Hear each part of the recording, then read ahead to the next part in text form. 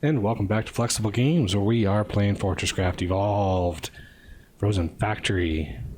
Well, I started building on my resin farm, and I quickly ran out of construction paste. I had like almost 10,000 construction paste, and it ran out incredibly fast. And I realized that coal is the one ore that you can actually turn into construction paste. So I came over here and I built a little double mining system to make me oodles and oodles of construction paste. I've got 5 of these for each side, and they all funnel into two 2,000 slot hoppers, which are set to construction paste. So there is literally 8,000 paste once this fills up, plus the extra 1,000, so 9,000 paste when this fills up. I wish I would have been doing this a lot earlier, because it would have helped tremendously. I also have some hoppers in here. If this wasn't fast enough, I have some hoppers in here that I was going to use for plasma heads, just in case. But this little beauty here is 3 million coal right here, and I figured 3 million coal, if I'm not going to burn it, I might as well use it for construction. So here we go. I would love to get 100% out of that. And these things are, if you put using the tricky hopper mod, if you put them one away with a pipe in between, it can actually transfer incredibly fast. It can peak out at about 300 items per minute if you do it that way. You can see this thing just cruising along. But it looks like now that everything is full and everything is working 100%, it's about 214 per minute that this is able to process, and these are actually making 256 per minute, so it's slightly more than I'm processing slightly more. So that is good. That is really good. I like the processing. So let me grab some more paste just while I'm here and cruise on down this way. The OET is just about charged, if not charged already. Let's see what it is. It is 100% charged. And I don't want to charge it a third time just yet. My missile systems are running a little thin, and I'd rather not mess with those a little bit. So what I'm going to do is I'm going to go, let's get the orbital thingamabob, and from there we are going to destroy one more corner and then take out the OET, which is going to take out one block out of the OET.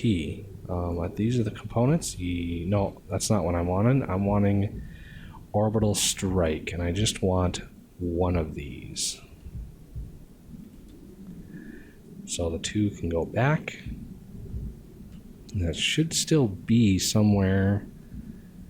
No, I guess I used that spot for something else. So we will, instead of construction paste, we're going to do the OET thing. So over here, I have been processing the hive mind, or the hard resin that's up here, and getting it to a good point. And I want to continue that, let it pull some more out. This looks like it is finished with the ore. You can see it chopped all of the ore off around the whole thing.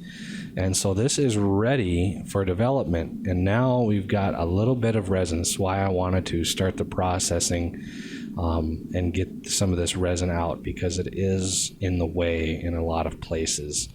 So get some of this resin off the surface, and we have a train right away. Unbelievable. Now I try to record in between train horns, but sometimes they surprise me. So I think we're going to do this corner over here. Or should we do that one? They seem to all be coming from this edge over here. I mean, I'm thinking about 70 to 80% of the waves that we've been fighting are coming from this corner, which is really weird. They're supposed to be random, but man, do they not feel random at all. So I'm going to go over to this corner. This is another corner that's pretty undeveloped. I still haven't taken the beacons out from the other side yet. I really need to do that. But this corner is rather ignored. This is another pretty undeveloped corner. I don't clear the land all the way to the overmined. And there might even be some bug parts over here. I moved this beacon area over here just because I had a lot of bug parts on the ground last time I came over here. Okay, so we got a lot of resin here, and I'd rather not deal with any worms or anything.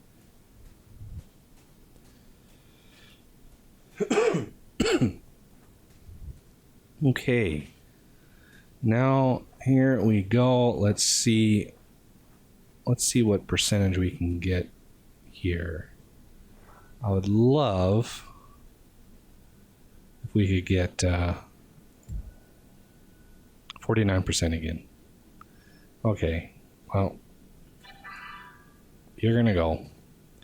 So he's got a ways to go. He's got almost 600 meters to travel all the way over here. Tells you how far away that was. I'm going to grab the bug parts that I see.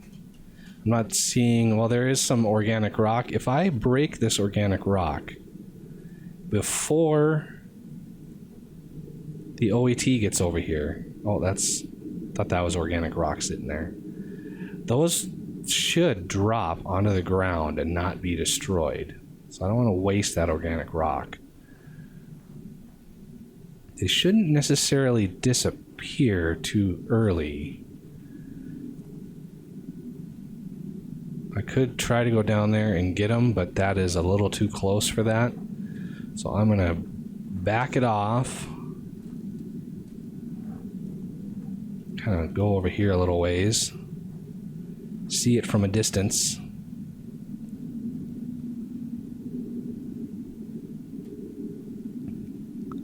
I like to watch it. I had a little bit of influence. Ooh, like bloody. It's not actually shooting. There we go.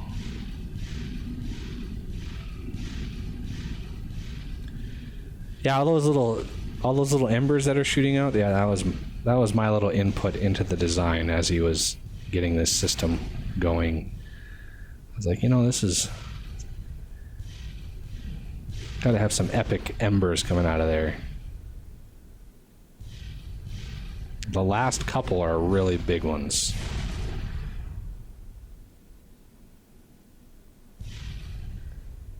Now, hopefully this doesn't kill me. So let me give it a couple seconds here. And hopefully... the hitbox for... I think it was the hitbox for that orbital strike that killed me last time. Hopefully now that it's done, give it a couple seconds here. Because I want to go down and see... Yeah, see there's the organic rock that dropped. I'll be able to pick that up now. Hopefully. Get over here. Look at this tin vein that was right here. Unbelievable. That thing must have been a monster. 13 million tin right here. And there's more over there. Oh my god, 35 million tin. Wow. That is crazy. 35 million tin. And that's gutted. That's destroyed. There must have been 40 or 50 million tin in that vein right there. That's crazy. All right, we even got some organic rock out of that. Awesome.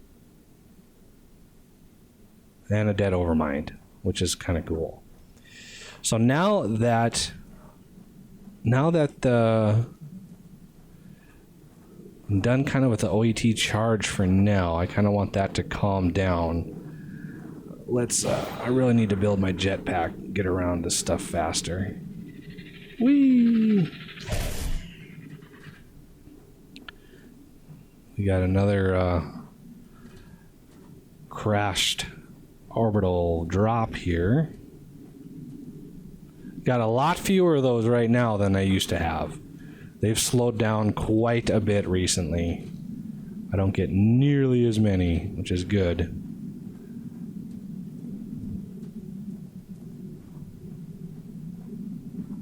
How far am I away from my base here? There we go. Good old Spider Bro is recharging. All right, so what I do when I'm not charging the OET is I don't build it. I take one of the blocks out, and then usually it doesn't take right away. But usually what it happens is when you reload the game, it detects that the OET is not built, and all your threat reducers turn back on. So the threat kind of goes away. So let's just take out like a corner piece. And all these turbines should basically turn off. They kind of probably do it all at once. Yep. Okay, so all the turbines wind down, which is what we wanted. And with that block gone, what I'm going to do is I'm just going to place it like right here. That way I don't, have to run back when I want to rebuild it. It's just the block is right there ready for me to take. All right, the other thing I'm going to need is more research points, because we have very few research points left. I think we have like 18 left, and we got a lot of recipes left to go. And now that I'm not worried about an OET charge, I can actually siphon some more power out of that system. And with that, I want the research parts, and I want, let's say, 50 of them. Now I'm going to test to see if this bug has been fixed or not, because if it hasn't, that is an issue. So we've got another setup here. Unfortunately, I couldn't use a organic Mark II, so I'm not sure if I doubt the the regular one is enough to keep this thing going. And of course the calmers are offline. They will be until I restart.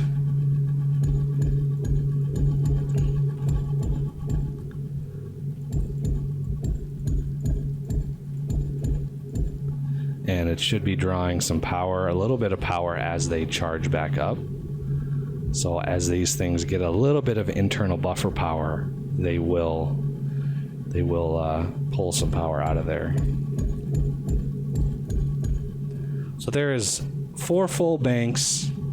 That is a lot of threat reduction right there. Plus I have another 18 up on top ready to go. So let's go grab some more.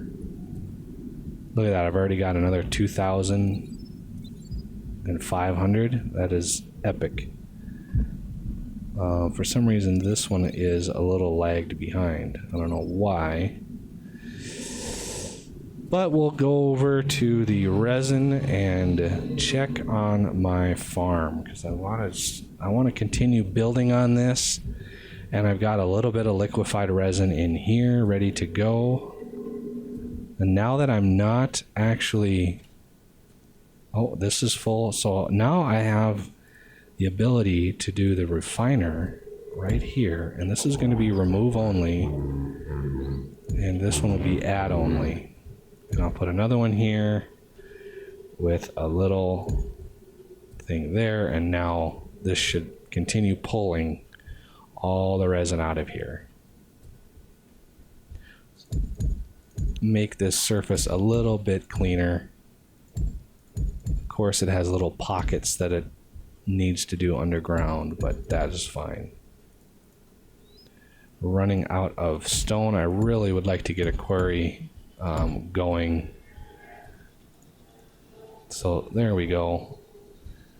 That should pull a lot of this resin out. I've got a little bit more back in here. I'm going to need to move that whole this whole system. But now that this is done, we are ready. How much paste do I have? Yeah, 9,000 paste. That's what, 1,000, a little over 1,000 blocks. So you can see the design that I have started here. This will be the floor. And then I'll have walls going all the way up. And I'm not going to box it in. It's going to be open at the top. But I'm going to have resin farmers all surrounding this thing. It's going to be absolutely surrounded. So one trick to build a big wall without needing to go up is use super build. But super build a block above what you're standing on. And it will build 64 straight up, just like that. And that is a fast way of building a very tall wall. And that itself used almost, let's see, 5.6, yeah, it uses about 100. So you can see this one didn't build very much because there's a resin right there. So this is why I built all those nano disintegrators. So I could clear out some of this area. But for now, let's go somewhere where there's not a whole lot. Where is my main hive going to be? Right here. This is kind of where my main farm is going to be. And it takes a while to build these. You just be patient. Don't try to build them again. You're just going to waste resources. Because they will catch up and they will build. Okay.